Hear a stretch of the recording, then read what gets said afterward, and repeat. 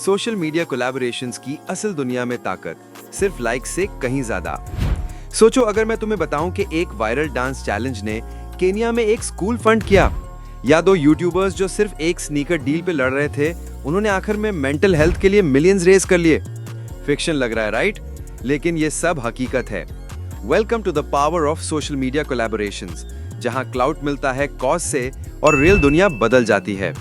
इस कहानी में हम सिर्फ इन्फ्लुएंसर्स या हैशटैग्स तक नहीं रुक रहे, हम जा रहे हैं उन डिजिटल कोलैबोरेशंस के पीछे जो मार्केटिंग, एक्टिविज्म, चैरिटी और पॉलिटिक्स के रूल्स ही बदल रहे हैं।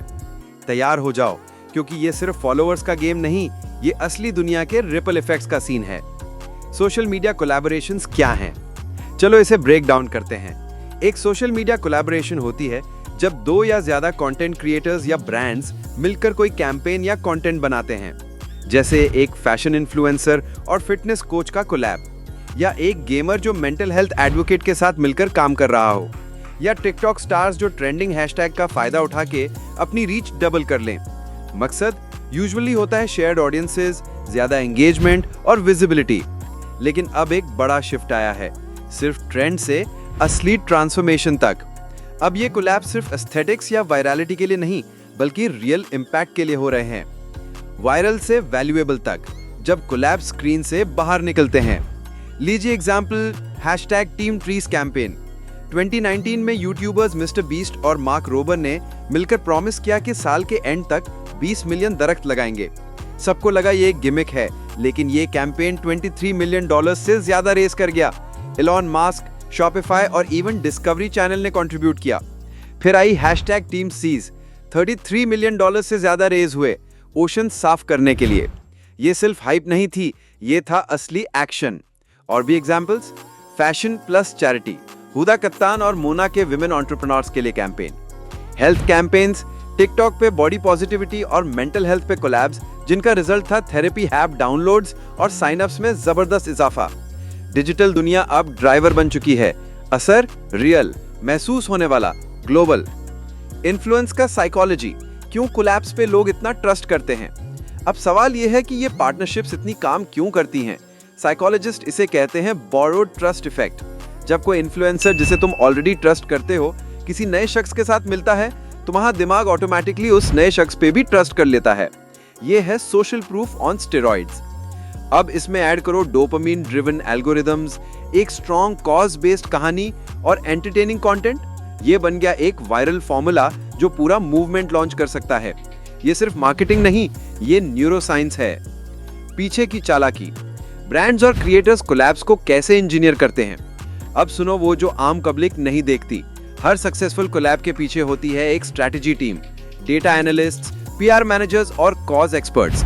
वो पूछते हैं किस ऑडियंस को मिक्स कर रहे हैं, इमोशनल हुक क्या है और किस एक्शन के लिए पुश कर रहे हैं। Donation, petition, purchase, campaigns A B test किए जाते हैं, जियो टारगेटिंग होती है और सब कुछ टाइमिंग के मुताबिक होता है।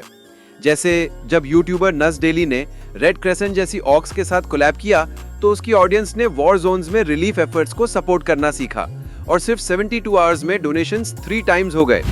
ये है वायरलिटी का hidden engine, purpose plus data. जब कोलैब्स गलत हो जाते हैं, लेकिन सब कुछ हमेशा इतना अच्छा नहीं होता। 2021 में कई इन्फ्लुएंसर्स ने फेक क्रिप्टो कॉइन्स प्रमोट किए कोलैब्स के जरिए, जैसे सेव द किड्स, जो एक चैरिटी कॉइन दिखाया गया लेकिन असल में स्कैम निकला। रिजल्ट, फॉलोअर्स ने मिलियंस खो दिए, ट्रस्ट क्रैश हो गया और लॉ सूट्स आ गए।